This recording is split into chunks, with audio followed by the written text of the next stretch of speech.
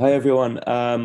Before I start with formal introductions and whatnot, just as you'll have just seen, Eve has hit record there. So if you ask any questions and things like that, just please be aware that the session is going to be recorded and then put up on the CLAC's website. A couple of other sort of housekeeping things. First of all, our solidarity to those on strike. I am technically on strike at the University of Manchester, but because this is hosted by the University of London, and the theme of these seminars is very much about promoting certain histories of those disenfranchised. Anyway, we thought it best to kind of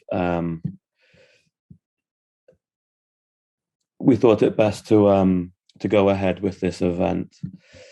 So we should sort of promote while you're here, future events. So I'm just putting this to everyone in the chat here. These are some upcoming seminars that we've got going on. There are some, if you're interested in the talk today by Dr. Cantres, you'll be really interested in our future events. On the 22nd of March, we've got Alima Gray, who's a fabulous PhD student at University of Warwick, talking about Rastafari in Britain and the geographies of Ethiopianism. On the 11th of April, we've got Audrey Allwood talking about elders in the Brixton community. She's an anthropologist.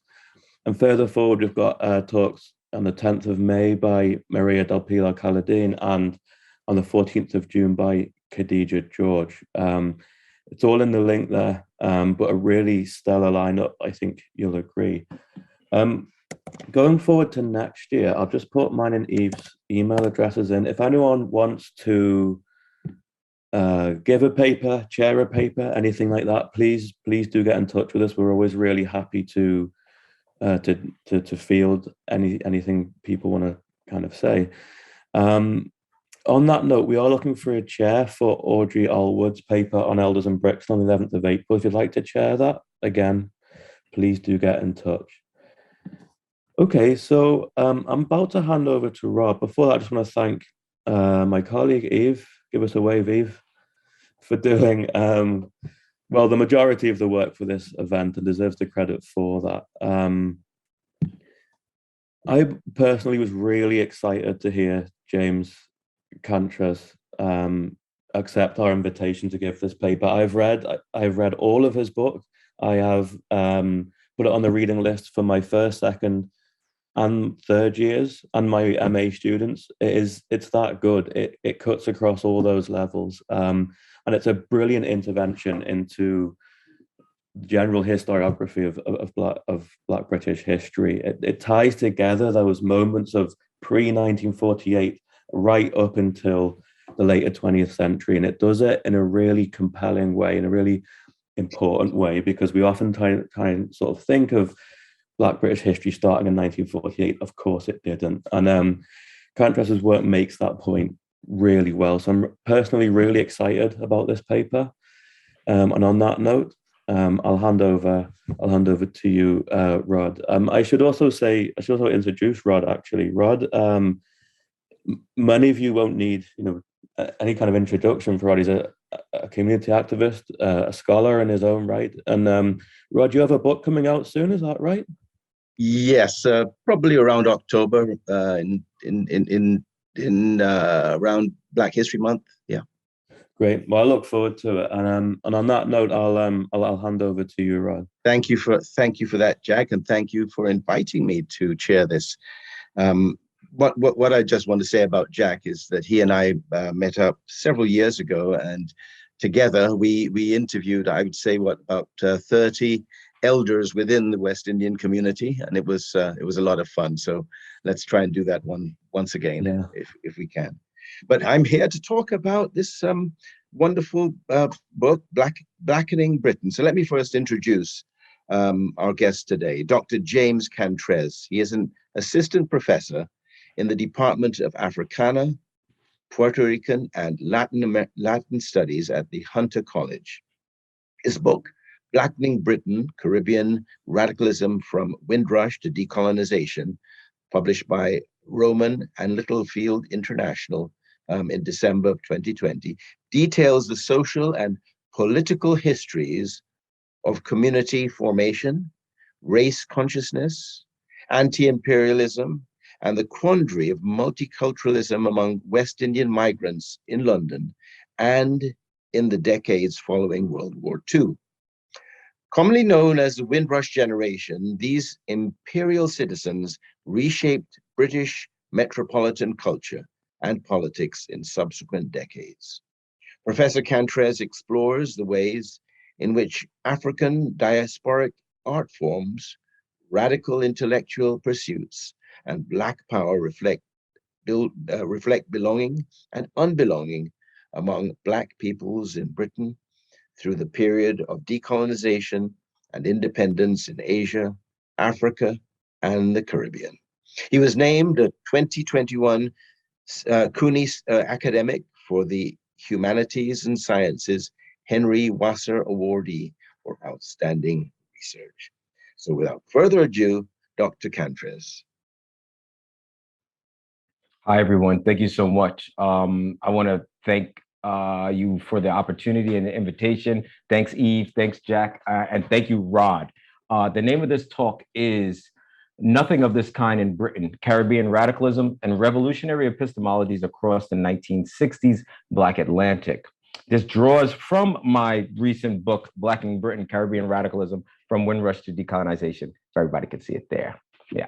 So my work investigates how racialized Black subjects have lived and persevered in Britain, but also examines Britain in the world, leading us to contemplate the historical relationships between Britain and Africa and the Caribbean, as well as engagements between and among Africans and West Indians throughout the Black Atlantic world. The work is oriented around the idea of Britain from the perspective of West Indians and Africans, and is therefore a departure from the privileging of the space of metropolitan Britain and metropolitan Britons as the primary subjects. Instead, by working toward uncovering the meanings of Britishness and belonging in the Caribbean and among Caribbean communities in Britain, we better understand the way racialized patterns of unbelonging and alienation functioned, as well as how people responded to them. My work traces a genealogy of racialized radicalism through the period of post-war Britain and decolonization. I consider major developments in Black political thought and action through examples of people and organizations located in Britain or in the Caribbean that retain connections to Britain. I show how racialized radical thought emerged from specific contexts of exploitation and alienation in the Caribbean as revolutionary responses from thinkers who quite directly represented streams of globalized Caribbean thought. Blackening Britain is a history of ideas and figures who traversed Britain and devised ingenious and highly contextualized programs and theories of resistance predicated on the notion of Black radical identification. I emphasize a different conceptualization of identity within the British imperial and decolonizing idiom. Although many West Indians made claims to British identity, this was not necessarily their sole identification. The status modalities of the Black Atlantic were rejected in multiple ways. By the multiple ways Caribbean people innovated novel epistemologies related to their self-conceptions, scholarship, activists, and expressive culture. British culture became cosmopolitan in spite of British provincialisms through the innovative renderings of identity and their complementary cultural formations informed by West Indian and African backgrounds. So in my work, I suggest an innovative periodization that marks the radicalization among West Indian migrants in Britain and abroad. These phases coincide with historically significant legislation in Britain and Commonwealth, allowing the work to present a narrative that unfolds in three stages. Firstly, the period from the interwar years until 1948, when many West Indians and Africans resident in Britain had arrived largely to study. And their response to the color bar and other forms of discrimination was to debate racial inequity and argue for a politics of inclusion and tolerance. Secondly, the period from the 1948 passage of the British Nationality Act that naturalized the formerly colonial subjects and created the category of the citizens of the United Kingdom and Colony, CUKC, until the passage of the 1962 Commonwealth Immigrants Act that introduced the language of belongers versus non-belongers, as well as reflecting struggles for British civil rights and potential sovereignties abroad in the Caribbean and Africa. And finally, the period from 1962 until the ratification of the 1971 Immigration Act, marked by racist and nationalist demagoguery from the British right that was countered by the emergence of institutions such as the Caribbean artist movement, radical scholarship reflecting Afrocentric historical imaginaries, and the formation and activism of various groups, including the Universal Colored People's Association and the Black Eagles, that were oriented around Black power. I, of course, must note that there were a host of Black power groups and collectives, and I do not have time to mention or sort of delve into them all, but we can talk more about them, right? And they exceeded the parameters of Britain or any other potential post-colonial nation state, what I have termed radical Black post-nationalism. Contestations over, okay. Good to go? Okay. Yeah, good to go. Thank you. Contestations over space and the entitled rights to residence, property, and a peaceful existence dominated discourses around Windrush migrants. The June 48 arrival of the ship was marked by declarations of invading West Indians, arriving to hypothetically alter and transform the British metropole in numerous debilitating ways. Africans and Asians were often thought to be non-British foreigners, unable to assimilate and unwilling to acquiesce to the unspoken norms of British society. Concomitant with post-war migration was the rise of the welfare state in Britain, and many metropolitan Britons resented the prospect of foreigners living on the dole and receiving social benefits, despite the fact that they indeed were CUKC.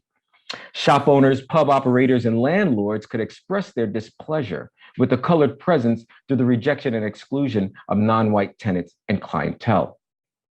The Commonwealth Immigrants Act came into effect on the 1st of July, 1962. Immigration was theretofore significantly restricted from former colonies and the Caribbean in particular. Within British political circles, the discursive parameters of the debate changed as well.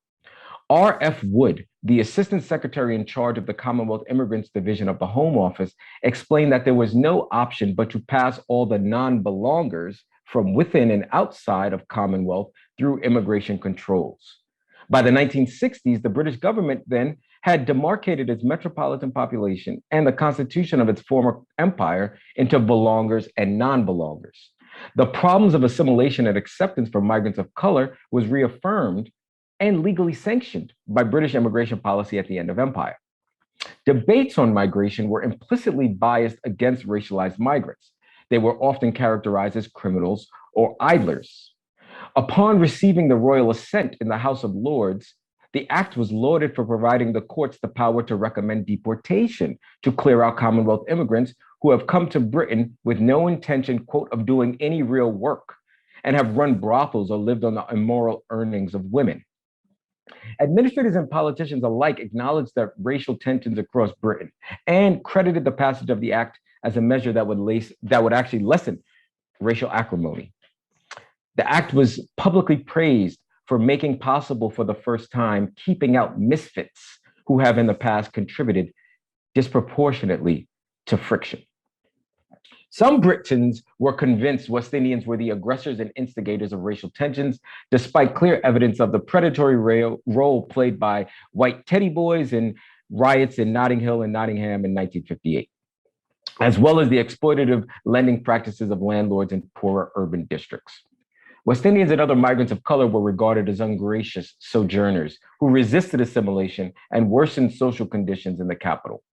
While numerous industrial trade unions actively excluded colored laborers from their ranks, West Indians nonetheless were charged with holding indifferent and hostile attitudes toward union membership. On the first day after the enactment of the Commonwealth Immigrants Act, 14 of 599 Commonwealth arrivals at London Airport were refused entry to Britain. One man from British Guyana was in Britain for 2 hours before he was boarded on a plane back to South America. A man from Aden begged on his knees in front of an interpreter before being sent away. 6 others from Aden were interrogated for nearly an hour before immigration officers refused their entry. Groups of Pakistani and Indian men were also detained and sent back to their home countries over the course of the day. A sweeping component of this act allowed magistrates to recommend Commonwealth citizens for deportation. In the first month after the Act's passage, 125 residents were recommended for expulsion. No formal guidelines, however, were distributed to magistrates detailing the requirements for advocating deportation. One magistrate in West Ham suggested that the power to recommend deportation be restricted to Her Majesty's judges, and that deportation provisions be repealed as harmful to the Commonwealth family of nations. Calls for deportation were made for various parties and from judges of varying rank, with little legal basis or rationale. This allowed the act to quickly become a tool for identifying and expelling migrants of color from Britain. Despite the ominous precedent that this act set for migrants, in its first month, the West Indies, Cyprus, and Canada were the only territories which maintained an increase of arrivals over departures to Britain. The promise of employment secured by a voucher issued by the Ministry of Labor was often enough to persuade West Indians to travel to Britain. Through summer '62, the Ministry of Labor received 7,901 applications for vouchers and issued 6,221, which is 79% of that total. Among West Indian applicants, 78% of applications were approved. So similar, right? Similar in terms of rate. Within the Caribbean, applicants from Barbados received more vouchers than any other territory, perhaps as a legacy of a government-sponsored London transport recruiting operation with the government of Barbados that dated back to the 1950s. I want to think now about non-belongers creating different forms of knowledge in the context of the declining imperial metropole. While the legal status of colonial subject citizens changed substantially in the post-war era, the ways that Caribbean, African, and South Asian peoples understood themselves and their relationship to Britain, to the British state and society, is best understood through investigating their conceptions of Britain. We also do well to recognize how cultural actors, intellectuals, and activists collaborated to innovate responses to the racial status quo, but also did something more radical through creating epistemologies of freedom across nation-state boundaries. These post-nationalist perspectives drew upon African and Caribbean backgrounds, but was also forged in the unique cauldron of decolonizing metropolitan Britain. The emergence of a couple of groups that I want to spend time thinking about, UCPA, the Black Eagles, and CAM, exemplified claims making in the dynamic blackening of British society. Renting rooms, acquiring and maintaining employment, and traveling through the cities presented challenges that reflected the unofficial color bar that operated.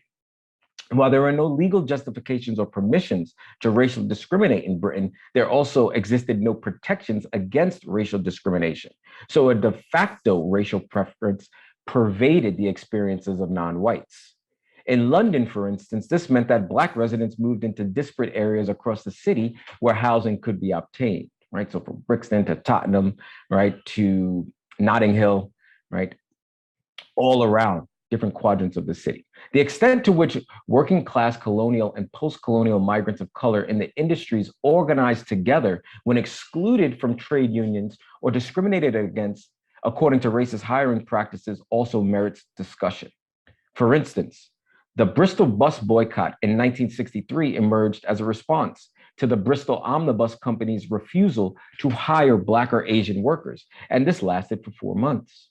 Resistance measures were also reflected in responses to housing discrimination and the subsequent overcrowded lodgings that housed Nigerians with Jamaicans and Guyanese and South Africans and Indians and Pakistanis and Nigerians, pardon me, I said Nigerians already, who in turn would often then go to work at the same bus garage or train yard. A political Blackness then emerged in Britain in various iterations and from viewpoints reflective of intersections of class, race, ethnicity, religion, national origin, and profession.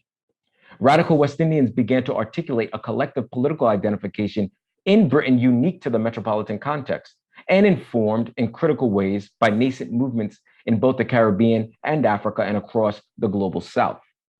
The Race Relations Act in 1965 was the first legislation in the UK that addressed racial discrimination, outlawing it on the grounds of color, race, or ethnic or national origins in public places.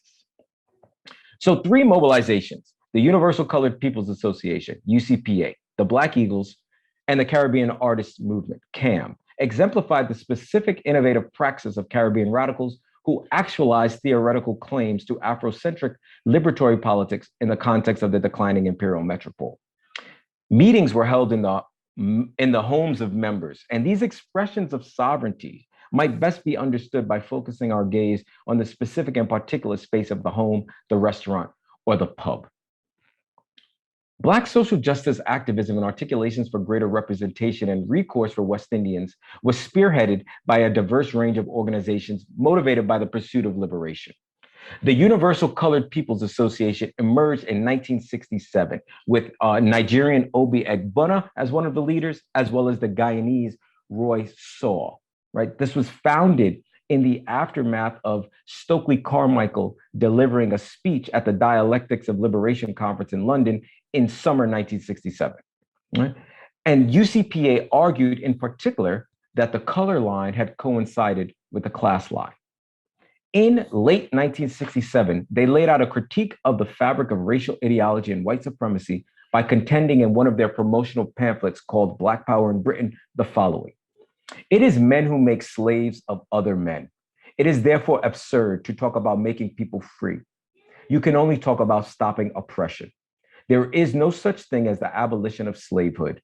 You can only talk about the destruction of masterhood. There is no such thing as the Negro problem. What we are talking about is the white problem, a race of people who, because of an illusion about the color of their skin, are determined by words and deeds to reduce the rest of humanity to a level of animality from which they can never rise again."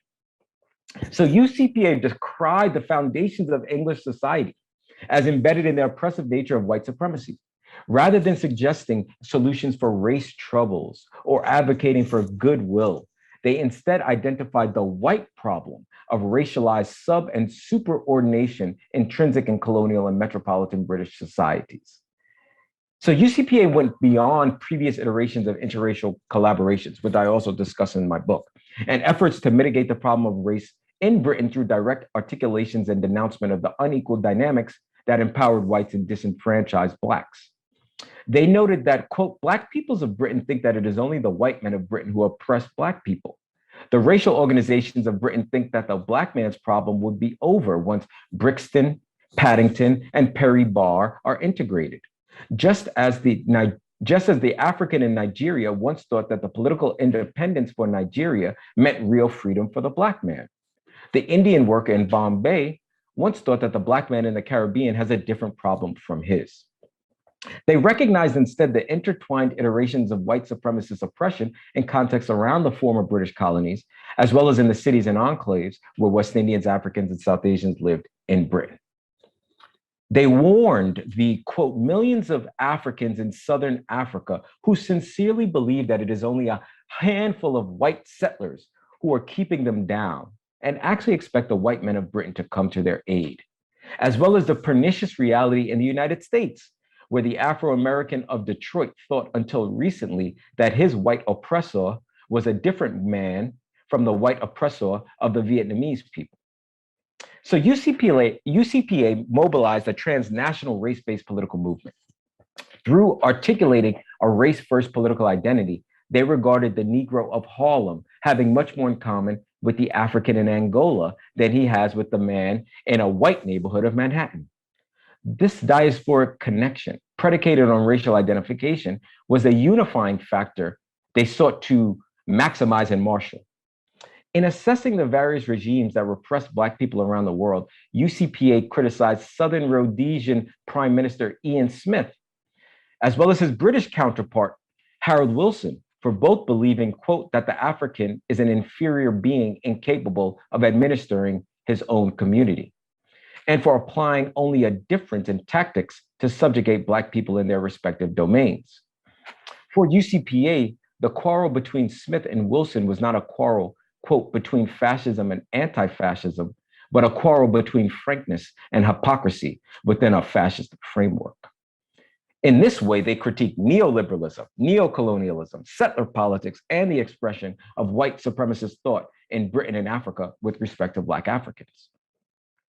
UCPA considered the forms of white supremacy and alienation across British Commonwealth as specifically Anglo-Saxon formations. On Smith and Wilson, they noted, quote, "both are merely reflecting the Anglo-Saxon global attitude. In America, Black people are being lynched by Anglo-Saxon fascists. In Canada, Anglo-Saxon fascism has crystallized into European preferential migration and the Anti-Asiatic Act. In Australia, the Anglo-Saxon civilization has enshrined itself as the White Australia policy. In South Africa, it has escalated to the dizzy heights of apartheid. In Rhodesia, the Anglo-Saxon fascism is rearing its head as UDI, and the white world are applauding the rebels. Smith had implemented the Unilateral Declaration of Independence in 1965, happened to be the same year that the Race Relations Act passed in the UK, right? And it initiated Rhodesia as the rogue independent state sanctioned by Commonwealth because of its policy of white minority rule. Furthermore, UCPA argued, quote, the areas of the world's most despicable racisms today coincide with the locus of Anglo-Saxon dispersion.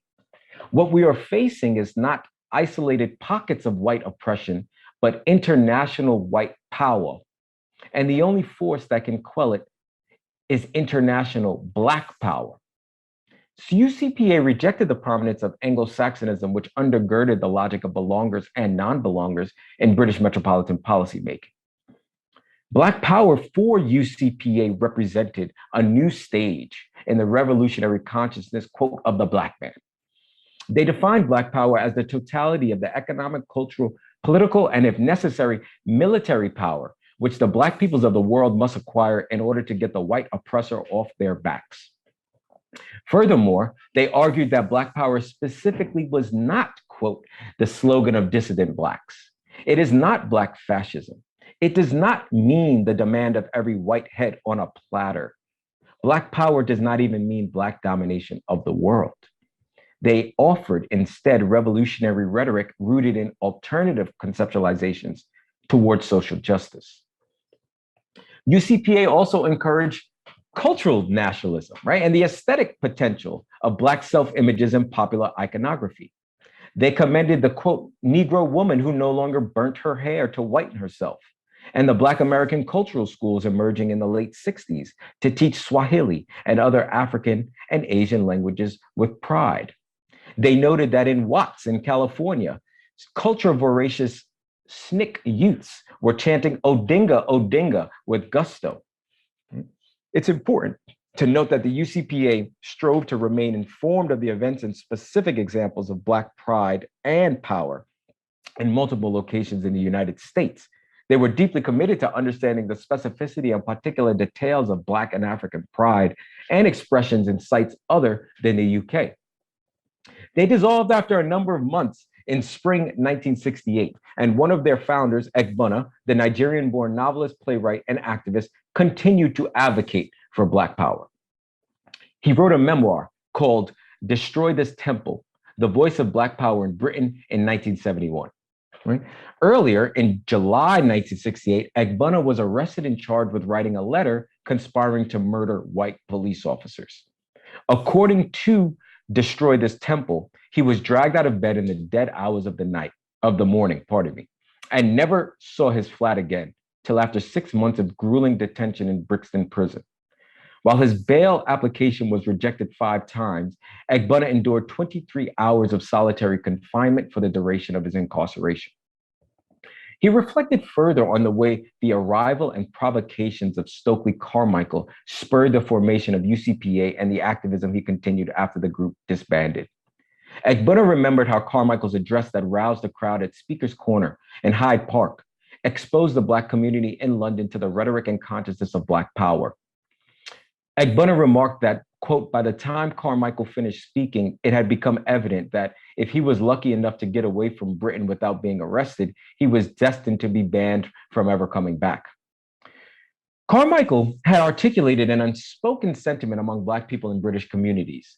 Egbuna had noted that the divisions among Black people, the African, American, Caribbean, or British born, were substantial and caused consternation between respective groups. Egbuna then lauded Carmichael's approach to the inclusivity of Black power as opposed to many relatively moderate civil rights groups of the time. Through the converging of these distinct groups who shared a racial background, Egbuna argued for the mobilization of a militant Black power. The Black Eagles were a West London-based Black Power group led by the Trinidad-born self-proclaimed Prime Minister Dorcas Howe, sometimes called Owusu.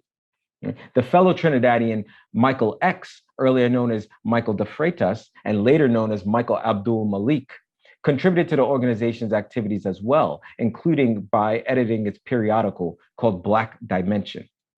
In 1968, Black Dimension opened with an epigraph from the Biafran leader, Colonel Ojukwu, quote, "If the price is death for all we hold dear, then let us die without a shred of fear," unquote. So Howe and Michael announced the intent and perspective of the Eagles, linking the struggles of Black people in Britain to contemporaneous civil war, actual militancy and belligerence in Nigeria. The Eagles' demands situated their politics firmly within the radical activist milieu of late 60s Britain.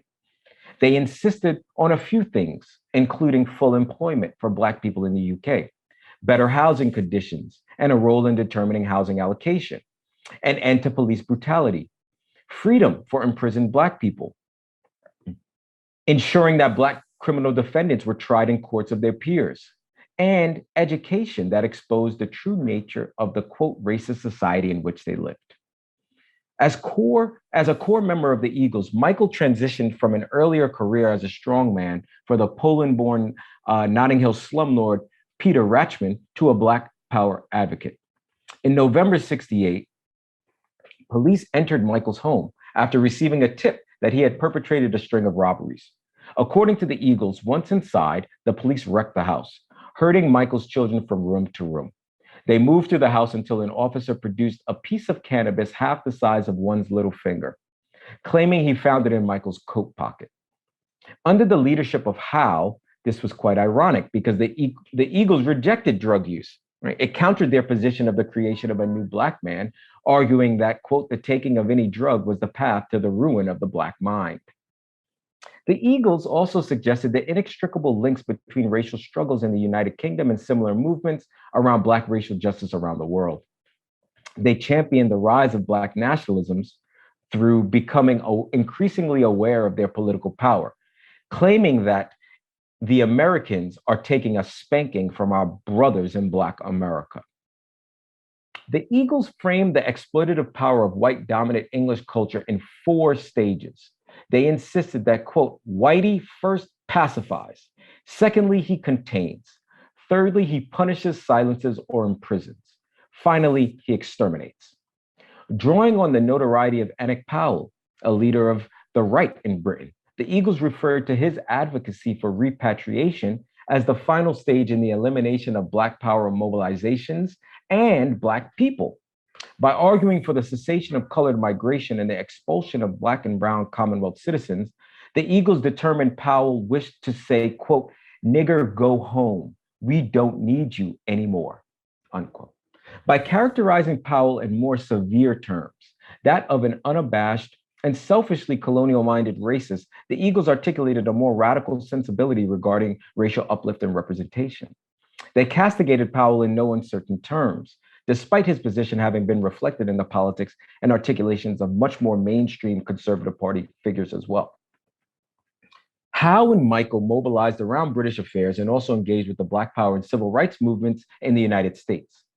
When Black Dimension asked, whatever happened to H. Rap Brown, right, the leader of SNCC, the Eagles cited Maryland Governor Spiro Agnew's public denouncement of Brown in 1967 as proof of how, quote, in American politics, it is a good recommendation to be a racist. Noting that in 1968, Agnew was actually newly elected as US Vice President, the Eagles criticized the seemingly inextricable links between power and racial prejudice in American society. Through consideration of the ways racialized restrictions on movement reflected a changing dynamic in British society, right? These laws about immigration, the Black Eagles also drew connections to US government responses to H. Rap Brown's politically charged rhetoric. Howe reported that on several occasions during his own stay in the US, Rap applied for permission to leave Manhattan, where he was under house arrest, for Washington, Montreal, Philadelphia, and California. Brother rap has also been banned from entering Britain. And so again, Black people have been deprived of valuable information on their Afro-American brothers. Stokely Carmichael, of course, was also banned from entering Britain, but in addition to that, he was banned from entering Trinidad in the aftermath of his summer 1967 speeches. And Trinidad's banning of Carmichael, along with his South African wife, Miriam Makeba, was particularly egregious in the eyes of the Eagles because Trinidad was the land of Carmichael's birth. Black Dimension referred then to the Trinidad and Tobago Prime Minister, Eric Williams, as the, quote, bespectacled demon for refusing Carmichael's application. On behalf of West Indians in England, the Eagles demanded that Carmichael be admitted to and Makeba be admitted to his home country. Since they argued that the Queen can go to Trinidad, Carmichael too had every right. Black Dimension located its wide-ranging perspectives through detailed accounts of developments across the African diaspora and through articulating support or disavowal of various political projects. For instance, the Eagles reported on news from Cuba and heralded Fidel Castro's claim that the coming American election, this is in '68, was nothing more than a dispute among economic clans. Radio Havana also received praise for broadcasting criticisms of African foreign and domestic policies and for series of indictments against racism in the United States. The Eagles propagandized through columns and messages of encouragement throughout Black Dimension. They wanted Black people to believe that they were the masters at survival and the greatest warriors that had ever walked this earth. What distinguished the Eagles from earlier iterations of Black racial justice activism in Britain were militant expressions of liberatory dreams. Howe and Michael believed in the possibilities of these resistances and linked their ongoing struggles in Britain and across diaspora with longer historical antecedents in Africa and affecting Africans across the world. Mythologizing the resilience of Black people figured significantly for the Eagles. African people were lauded for their, quote, philosophies of survival, right? In particular, the ability to feel for each other, to exist on very little. Right? The Eagles explained that Africans were the only people who knew how to do this. Right? In contrast to activists working for inclusion, acceptance, and camaraderie with their English neighbors, certainly before the 1962 Act, the Eagles rejected the acceptable notions of British interracial collaboration and friendship. Instead, they offered a radical perspective that highlighted their singular experiences of suffering and their unique capacity to survive historical and contemporaneous forms and expressions of racial subordination. Rather than hoping to be seen as British, the Eagles were making claims on how their African identities were fuller, more humanistic, and rooted in the intellectual and affective condition of Blackness. So Black Dimension provided reading lists that encouraged readers to know themselves, including Michael X's autobiography, right? From Michael de Freitas to Michael X, as well as the autobiography of Malcolm X, Frantz Fanon's Wretched of the Earth, right? Elijah Muhammad's A Message to the Black Man. Right? Whereas earlier Black activists in Britain, such as the Dominican-born Edward Scobie and the staff of his Checkers magazine, had promoted literature that idealized the possibilities, right, of interracial collaboration. By the end of the 60s, radical Black thinkers were pivoting toward radical tomes that questioned the legitimacy, right, of the project of the Anglo-Saxon dispersion and posited race-conscious alternatives to post-colonial realities. Howe and Michael were enmeshed in the crucible of British racism and therefore particularly suited to levy claims against racialism in various aspects of society. The Eagles decried the appointment of the General Secretary of the Transport and General Workers Union, Frank Cussing, as a leader of a community relations committee. Because Cussing had led a union whose white workers refused to support strike action against the racial policy of London Transport, he was deemed unfit for a position fostering interracial community relations. Right? In addition to decrying Cussing's appointment, the Eagles asked their readers if, quote, anyone had ever heard of Anna Chataway, because she has been appointed a member of this same commission. Right? So here we're seeing that this was a grassroots movement reflecting the lived experiences of racial subordination and also forwarding innovative strategies for freedom. According to the Barbadian historian, poet, and polymath Edward Kamal Brathwaite, the Caribbean artist movement began in December 1966 in his Bloomsbury basement flat. Brathwaite recently arrived in Britain and had not yet seen any West Indian writers, painters, and only very few actors in stereotyped parts on British television. So he committed himself to discovering and fostering community among Caribbean and African artists. Brathwaite reached out to the Trinidadian John LaRose, who had begun a publishing house designed to make out-of-print West Indian literature available as cheaply as possible. It was called New Beacon Books. Brathwaite and LaRose recruited the popular Jamaican writer Andrew Salkey, as well as the Jamaican sociologist Orlando Patterson, who was then lecturing at the London School of Economics. From its very beginnings, CAM engaged with visual and plastic arts, the humanities, social sciences, and literature. At the first CAM public meeting, there were 50 members and over 100 additional attendees. Inspired by the relative high concentration of West Indian writers and painters having made their homes in England, Brathwaite appealed to the Trinidadian writer Kenneth Ramchin in soliciting support from his entire network. Ramchin had earlier reflected on his position as a student at the University of Edinburgh. He resented the failure of the West Indies Federation, which only lasted from 58 until 62, and ensured his involvement with CAM would contribute in some way to, quote, check the political and cultural separatism of the islands.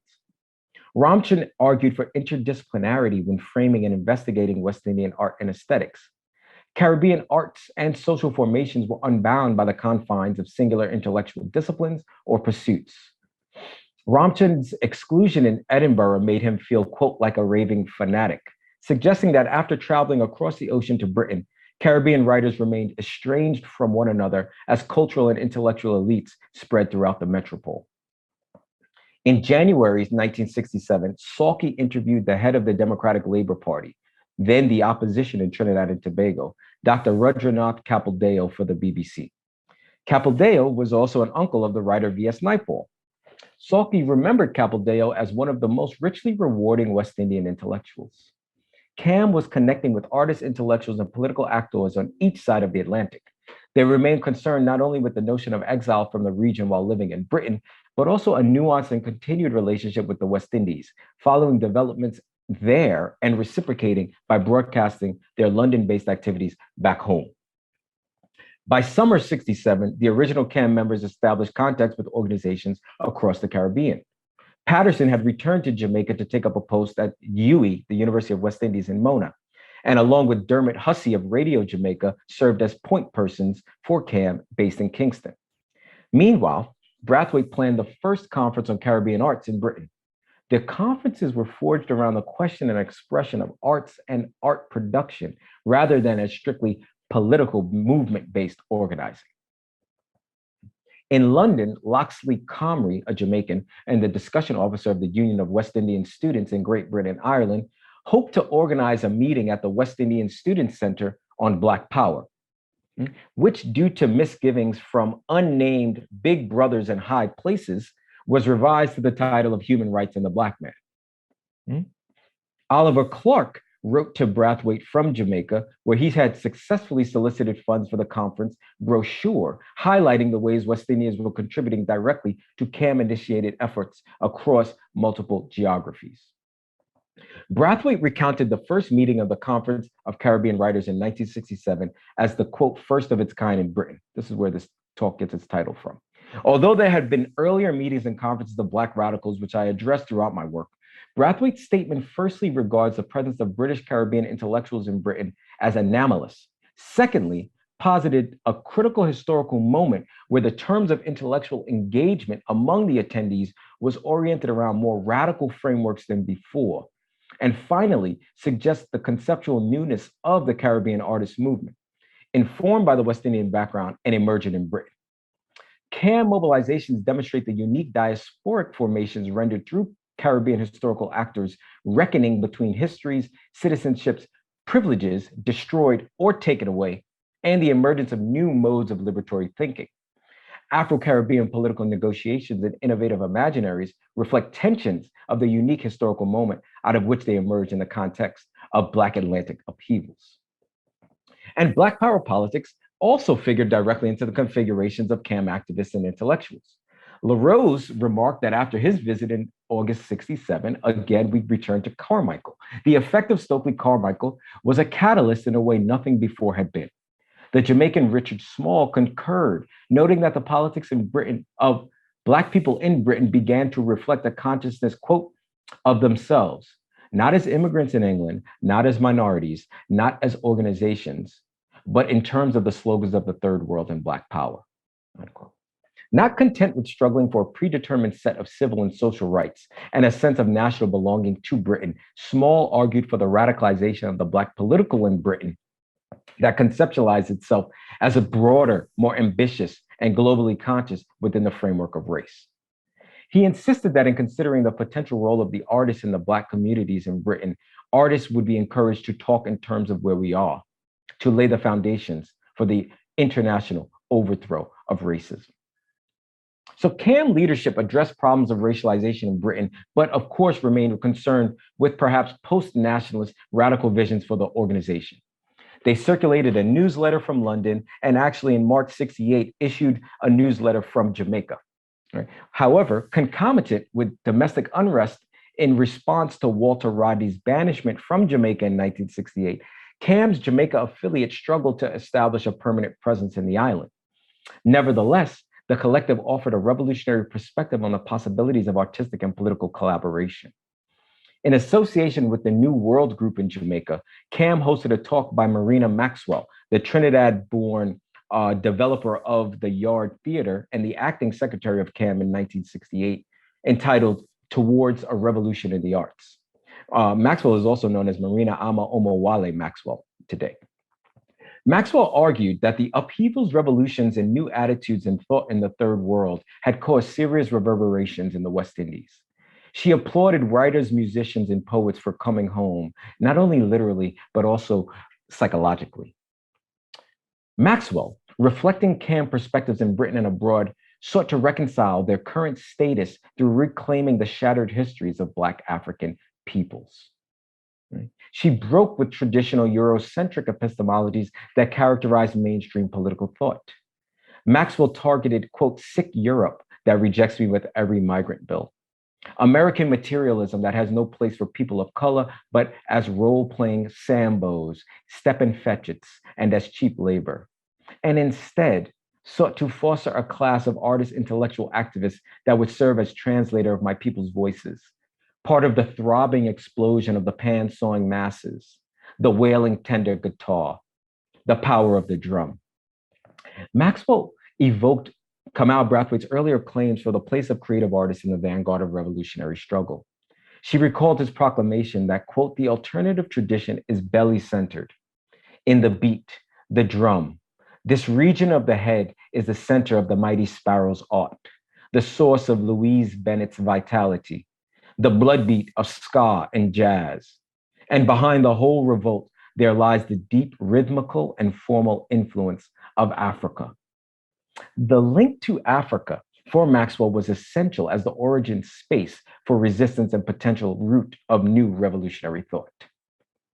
Members of CAM's Jamaica chapter conceptualized these futures in the post-colony as well as the former colonial centers. Maxwell reiterated Fanon's argument that, quote, it is not enough to free oneself by repeating proclamations and denials, nor to get back to the people in that part of which they have already emerged. Rather, we must join them in that fluctuating movement which they are giving shape to, unquote.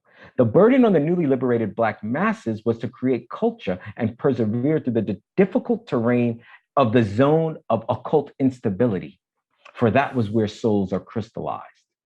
Maxwell argued that the conditions facing the West Indies were knowable only through reckoning with the innumerable ways in which Caribbean people exercised and innovated ingenious responses to displacement and alienation. She contended that our writers and artists had sought exile to exist, and along with the wide swath of migrants, have shipped home disillusionment with Europe. Maxwell noted the close and ever reproducing relationship between migrants in Europe and their associates in the Caribbean. She referenced Fanon and Brathwaite at length, right? Noting that the solutions for the problems facing decolonizing societies, of which Britain is also one, right, had been identified and argued by thinkers who grounded their resistances not only in a rejection of Europe, but also in an embrace of Africa, the Caribbean, and the historical phenomenon of displacement. characterized by Maxwell as schizophrenia. She insisted that because, quote, society is in this alienated and schizoid state, I cannot see how art in the West Indies can ever be separate from politics, social involvement, and commitment to the West Indies reality. Maxwell recognized Fanon's contemporaneous significance, right, and articulations, right, regarding the struggle for new national cultures as the fight for the liberation of the nation. She added, quote, we begin this surrealist phase, our time of protest literature, protest theater, protest poetry, protest period. She offered a radical view of the possibilities of the rebellious artistic practices in forging new alternatives to white supremacist societies dominating Caribbean life in the Caribbean, in America, in Canada, and in Britain. Right? She argued that the CAM conference attendees, she encouraged them, pardon me, to recognize their position as cultural guerrillas, to move away from the psychological subordination she argued pervaded their societies. In addition to the novel conceptualizations of cultural significance of political radicalism offered by CAM, of course, other activists and politically mobilized Caribbean residents began to make claims over public spaces in the context of late imperial London. We can talk about that, or Britain at large, right? Despite independence and sovereignty in the Caribbean, Black people in Britain nevertheless necessarily reckoned with realities of racialized existence in the former mother country.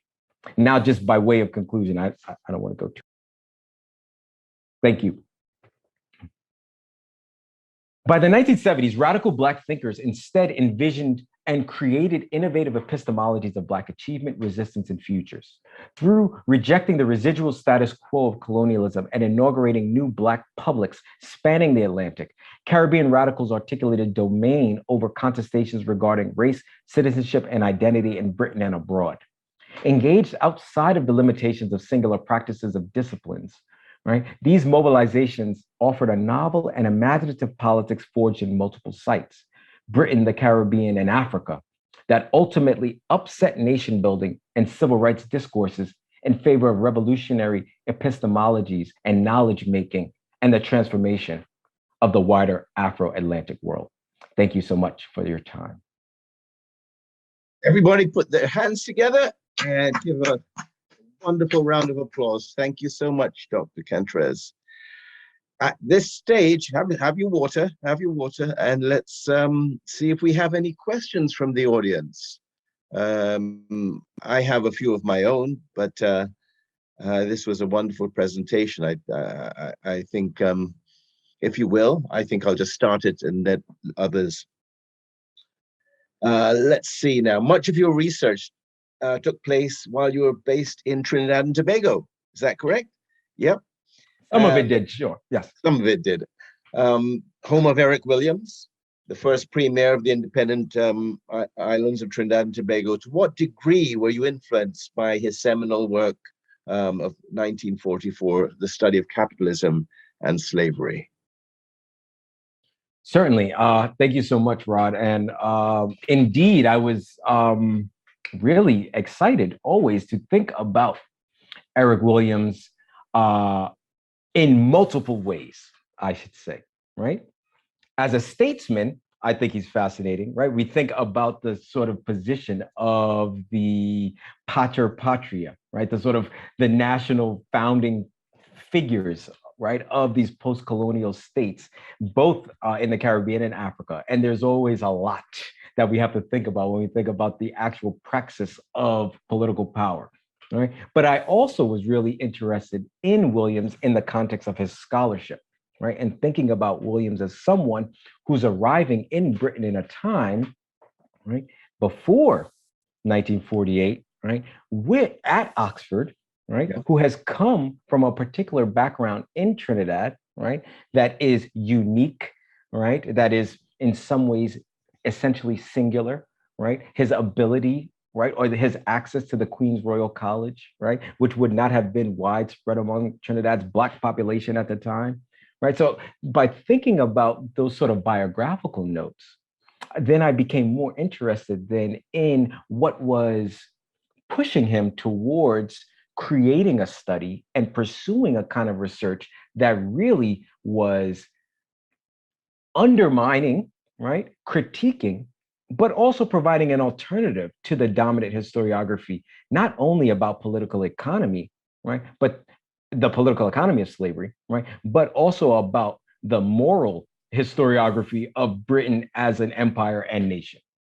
And I said, there's something about this text that I think is also reflected in the way other people who are not the premier of Trinidad and Tobago might be beginning to understand themselves in relation to Britain as a political project, as an empire, and as one that is declining. So I was very much thinking about, oh, yes, there are alternative visions, right, in terms of perspective, in terms of sources, and in terms of historical argumentation that I think we just have to embrace and explore. Before we leave Trinidad, your thoughts on CLR James? I know you did quite a bit of research on him also. Yeah, I think that again, CLR James was an incredibly unique figure, right? Because you're thinking about these folks who are arriving before, right? There was this mention about how Windrush is this rightfully well-known time, but in some way unfortunate that it begins to sort of erase, right, what comes before 1948. But when you look at someone like CLR James, who's not only in London, right, but he's in Lancashire, right, earlier, right? He's in Nelson, right? And he's an interlocutor of his own countrymen, right? Leary Constantine, the great cricketer, right? And I started to think about the way that someone like James, who is a tremendously epic figure, right, in trying to understand the Black Caribbean British experience, really almost over the entire century of the 20th century. Here we can also think about some of the ground level grassroots experiences of racialization, right, that influence, right, his thinking, but also reflect some of the predominant modes of socialization in the society that he arrives to, which is not quite the society that he had read about. Absolutely. Okay, so Jack has to pop out, but I have a question for Jack. He says, if you could elaborate a little on the notion of change over time between generations, and do you see here a change from a more international, diasporic identification to a Black British one?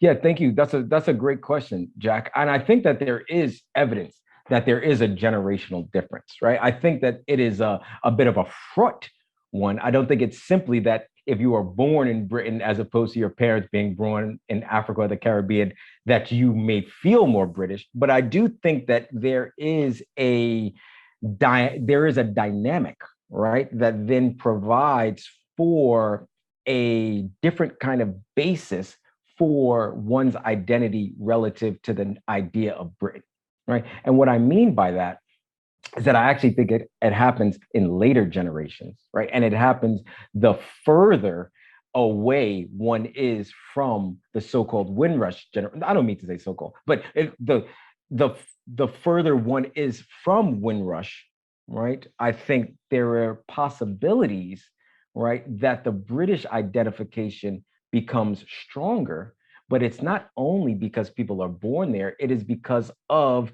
the kind of fractious and strained relationship to other societies as well, right? So you have kind of Jamaican Brits, right, or Bajan Brits, right, or Brits of Bajan ancestry who have never been to Barbados. That's right. Right. Who are born in the 1970s or 1980s and may have never been there, right? Right. That is a different kind of perspective than on their relationship to their multiple identifications that one might say they have access to call upon. Yeah. In terms of thinking about what this means, in terms of how it plays out contemporarily, I think that there's something even more interesting around kind of racialized cultures in places like London, for instance, right? That in some way look kind of like racialized spaces in New York, right? That look kind of like racialized spaces in Toronto, right? Where you have this sort of converging of Africans, right? Caribbean people, right? And those born in these societies who start to sound the same, right? That I'm talking about the kind of sociological phenomenon, right? Of a certain kind of patois, right? Becoming the way that people speak, certain kinds of vocabularies, right? That dominate and provide some connective tissue between different groups of people in the unique kind of space of a place like Peckham, right? Like that I think is reflective not only of what's happening today, but is a residual from the long period of the mid to late 20th century. Okay, I love that you know these areas of London. Amber, you've got your hand up, and Amber, go ahead and ask your question. And Juanita, you can ask yours after. Go ahead, Hi, Amber. James. Hi, James. Thank you for a really excellent paper. I really like the way that you kind of frame these transnational histories of resistance across what you call the Afro-Atlantic. Found it really fascinating. So you did mention some women. I know that you spent some time on somebody whose last name was Maxwell, but I wanted to ask if you kind of, in your work, if you pay any attention to these kind of transnational connections between Black women in the UK, the US, and the Caribbean, and if there's kind of any room in your work for how these women were perhaps inspired by one another and influenced by one another, as well as in kind of conversation with the men, really, that were often kind of heralded as the head of these revolutionary groups or movements. And yeah, that's my main question. I'll leave it at that. Thank you.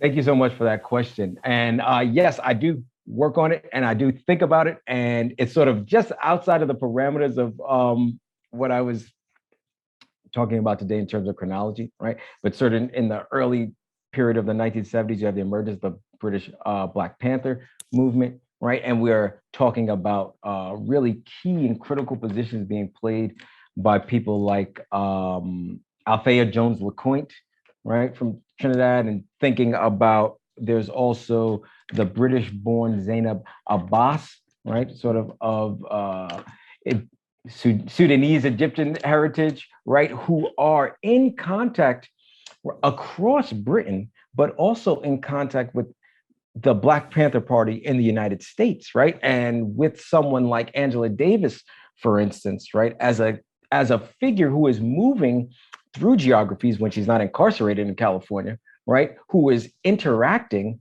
right, and is at the vanguard of a kind of not only the sort of theoretical basis for resistance, but we're talking about meeting in person, right? We're talking about actual collaborative efforts, right? Thinking further about someone like Marina Maxwell, right, who is in Jamaica, although she is born in Trinidad, spent some time in Canada and in the United States, I think first, right? And also spent some time in Britain, who is moving between these spaces, right? With the sort of reputation as someone who is a key figure in some of these mobilizations, right? Thinking about the British case in particular, right? Or Britain as a site, it leads me to think about Jessica Huntley, right? The Guyanese activist, right? She was a Marxist, right? And along with her husband, Eric, right? They maintain connections very much within the sort of mid-1950s, right? There's a whole constitutional crisis in Guyana, right? Because the party that the British government did not want to wins an election, right? So then they canceled the constitution, right? Rod knows about this, right? And I'll see him nodding, right? So, yeah. But Jessica and Eric, right, are foundational, right, in establishing a host of institutions in the context of Britain, right, that are reflective of a politics not only of Marxism, not only of anti-colonialism, right, not only of Guyanese and Caribbean nationalism, but from the point of view of Jessica, very much founded in a kind of articulation of a Black feminist politics that is isolating, identifying, and working towards the specific problems of Black women, right, in these contexts, right? They are also able to do this because people know a lot about the figure, the Trinidadian Claudia Jones, right? She's someone I didn't have time to mention in this, but again, we're talking about women in these instances whose lives, whose biographies, and whose travels and journeys are very reflective of the same histories that the men that we talk about have, right? So you say, oh, C.L.R. James and Eric Williams, they go from Trinidad, they go to Britain, they go to the US, they go to Africa, they're moving, they go to sort of the Eastern Bloc, they're moving through these spaces. Well, Claudia Jones, born in Trinidad, right? Raised sort of in Harlem, right? Spends a lot of time in the United States, right? Is deported, goes to Britain, goes to China, goes to the Soviet Union, goes to Hungary, right? Comes back, is moving through these circles. People are paying attention to what she is saying, right? She is the person who is providing someone like Paul Robeson in the United States, right? With the information and the data, which makes a connection between Black British and Black American political struggles even possible, right? They are the ones who are corresponding. So in many, many ways, I think that today's talk sort of something that I probably could have said, right? And I'll say now is the reflection of a certain kind of masculinist perspective of some of the movements, certainly the Black Eagles, right? Very much so, right? But I in no way mean to disregard or diminish to any degree the really incredibly important role that women were playing, right? Jones in particular, right? When we think about her role in helping to found the Caribbean Carnival, right? Which becomes the Notting Hill Carnival, right? So much of that early organizing in the late 1950s is predicated on something that then the Caribbean artist movement takes up, right? Because what Jones says in her keynote address in 1958 at the first carnival, which was actually held indoors because they held it in February because they wanted it to coincide with Carnival in Trinidad, right? Was that a people's art is the genesis of their freedom. A decade later, Brathwaite, LaRose, and Salke are saying, yeah, we know that, right? Art is something that can be mobilized, right, to not only the political ends of the context of civil rights, but to what they are thinking of is a broader vision for what freedom really looks like. I hope that's going to answer your question. Yeah, thank you, James. Before I move on to Juanita, and you mentioned the Huntleys. Eric, as you may know, is still around, and he's still as vibrant as ever. When we first met him, he held me by my hand and said, "Boy, you know, your uncle gave me my first raincoat." He and my uncle Rory were good friends, and my uncle came to London, had a spare coat, and gave it to Eric, and he always thanked him for that. So, anyway, Juanita, your question. Unmute. Trying to unmute, Mr. Westmaas. Thank you. So, a long-winded roundabout question. I've got a few thoughts in my mind, so bear with me. But I think the first thing, I'm reminded by what you said about the Guyanese constitutional crisis, that when Nkrumah came into power, that he was warned by the British to kind of behave. And I remember seeing in the archives some reference to them saying, "Oh, well, you saw what happened in British Guyana." So that they used that as a kind of leverage to get him to behave himself. So I'm sort of interested in the relationship between the British state and the kind of post nationalist radical activists, if you like, and the political class in the newly independent territories in the Caribbean. And just, you know, what's sort of happening between kind of all of them, but also, so I you know, because you've got Jamaica and Trinidad become independent in 1962, and then also you have the 1962 Immigration Act, and I'm just interested in how the political dynamics shift during this whole kind of period between where you see, like at the Notting Hill riots and at Kelso Cochrane, you've got the kind of representatives from the Caribbean coming here to the UK to speak to the activists in the UK, and the relationship seems to change after independence. and they almost as if, like you're saying, who is it? Carmichael and Miriam Makeba not being allowed to go into Trinidad.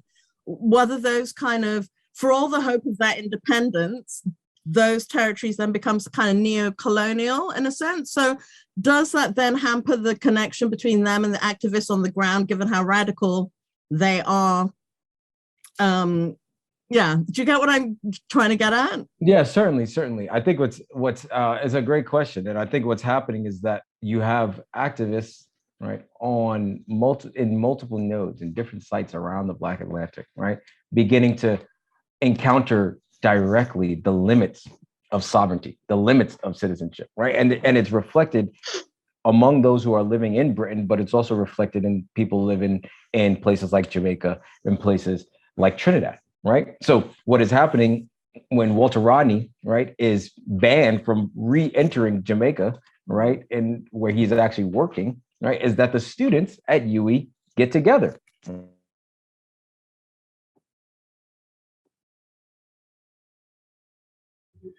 James is frozen, I think. Maybe you'll come back in a second. We can still just. Yeah, James. Okay, can you all see me? Yeah, we're back with you. We lost you for a bit. Okay, Go sorry. ahead.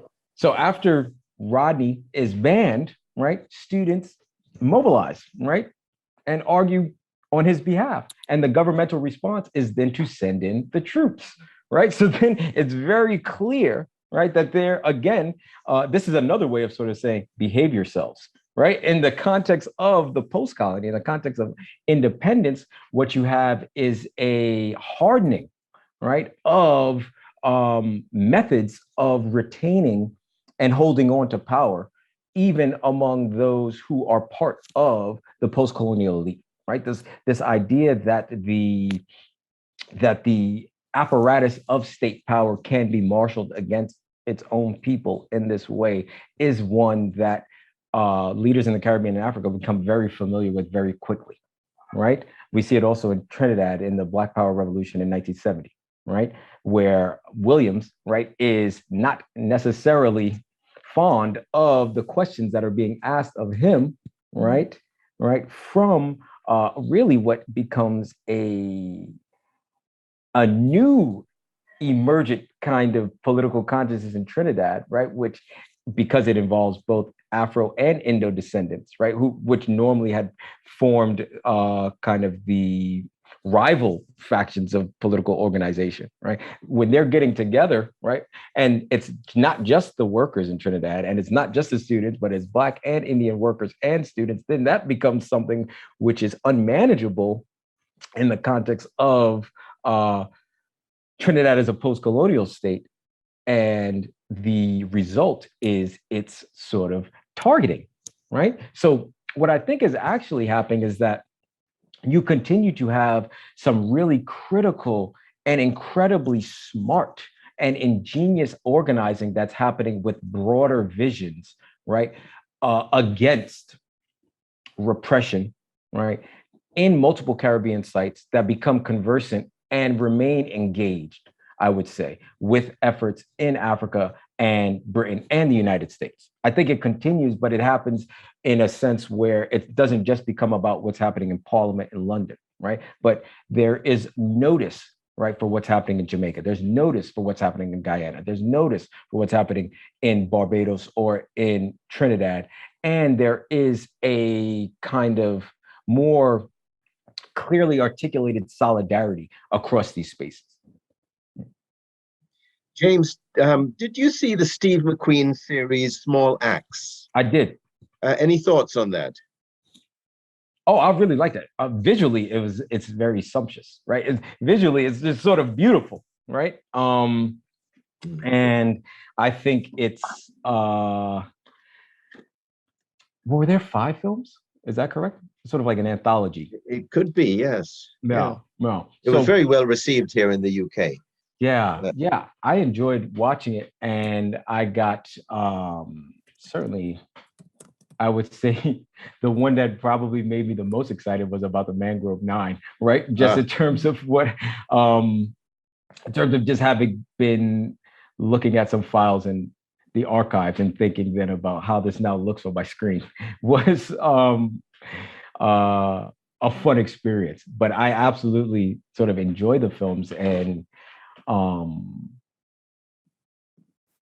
yeah, I think that there's something useful, right, in the worlds that were created, I'd say, by McQueen in that context, right, that seem to be much more from the perspective of Black people, as opposed to having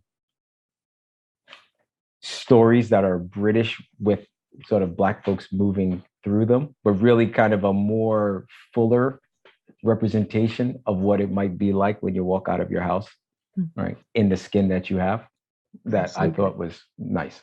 Absolutely. I don't see another question, so I'm going to throw in one here. We have a few more. Eve, are we okay on time? Just for one more question here? Are we okay? Yeah, we've got time for one more question. We can go on for 10 more minutes. Okay, lovely.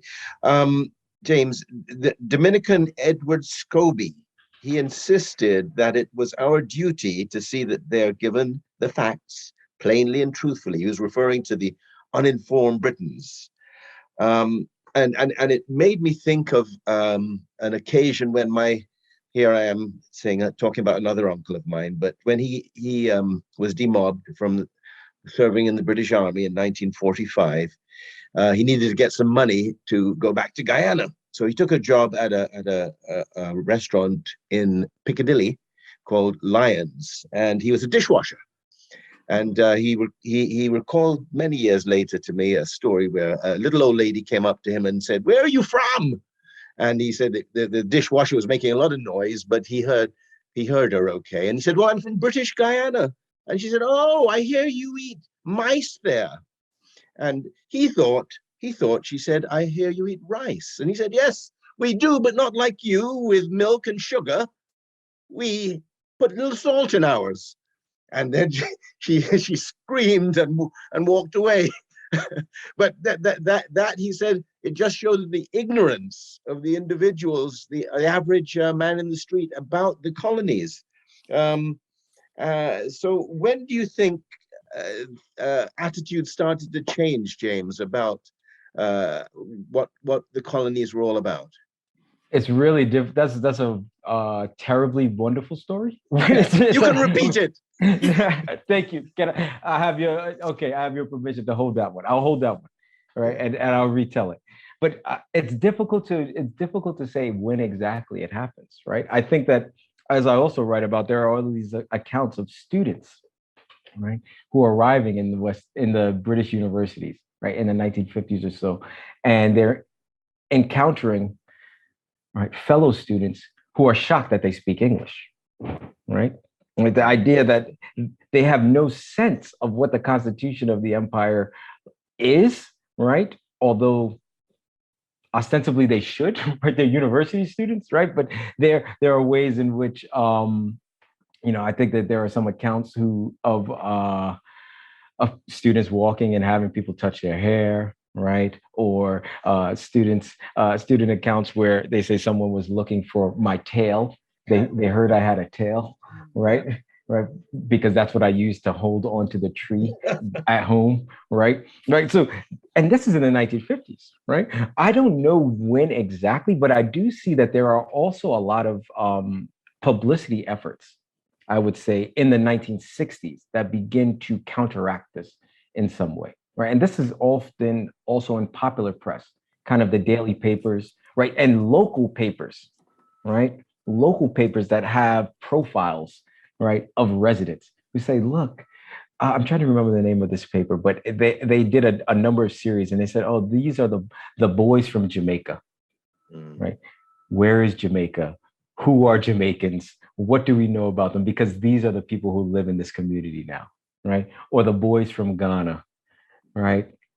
And just explaining like, oh, this is where we get chocolate from, right? And these folks also, like us, have a diet of food, including chocolate, right? Like there were this sort of normalizing techniques, right? In order to say, oh, people are coming from all of these different places, and on a grassroots sort of neighborhood-based level, right? There started to be, I think, some notion. I would argue that some of this is happening much more in the aftermath of the violence in Notting Hill in 58. It's probably happening in the early part of the 1960s, where you start to see these broadsheets, right? That are the sort of free neighborhood broadsheets that are saying, oh, get to know one another, right? That's happening in one sense. I don't know at what point on a national... You made me think of a lecture I went to. David Olusoga walked into the auditorium holding a cup of tea, and he said, "This is a quintessential British beverage, but there's nothing British about it." and it went from there, from the porcelain, the china, and so on. The sugar. Anyway, the tea itself. Yeah, tea itself. Here, okay, so we're coming down to the end. There's a last question here. Have you ever considered how Caribbean communities in other UK cities were formed and created their own identity, and whether this is similar or different to that of their London counterparts? Yeah, absolutely. I've considered that. It's not the bulk of what I've worked on, but I've absolutely considered it. And I've thought about certainly different kinds of patterns of settlement, of arrival, and the development of different kinds of communities. Even if you think even beyond England, you think about Cardiff, right? And its place as a port city. I know a lot of folks have worked on Liverpool, right? And it's very long history, right? As a really integral port city, and the particular quarters in a place like Liverpool that then give rise to a different kind of Black British local perspective and identity that is distinct from London. So absolutely, right? And I do sort of allude to that and make some points toward that in the work. So yeah. Okay. So with that, I am going to conclude this session. I want to thank you tremendously for your participation. Eve, would you like to say a few words? I know, I'm just putting in the chat very quickly that just to invite everybody to our next session, which will be on the 22nd of March. Also to thank James for that fantastic talk and for his contributions today, and also thank you, Rod, for chairing. But basically, yeah, we have the wonderful Alima Gray, and the session's being chaired by Joe Norcup, and Alima will be talking about Rastafarian Britain and the geographies of Ethiopianism. So it's going to be a really great event. Please sign up for that. And if you want to reach out for anything, I'll put my email in the chat, and we'll be happy to answer any questions or any requests for either chairing a session or presenting a paper. So that's it from us. But thank you so much, Rod. Would you like to say the closing words? All right, thank you. And James, if ever you're in London, please look us up. Absolutely. Thank you again so much for the invitation. This is wonderful. You guys are great. And I look to continuing these conversations and joining in some more seminars. Thank you.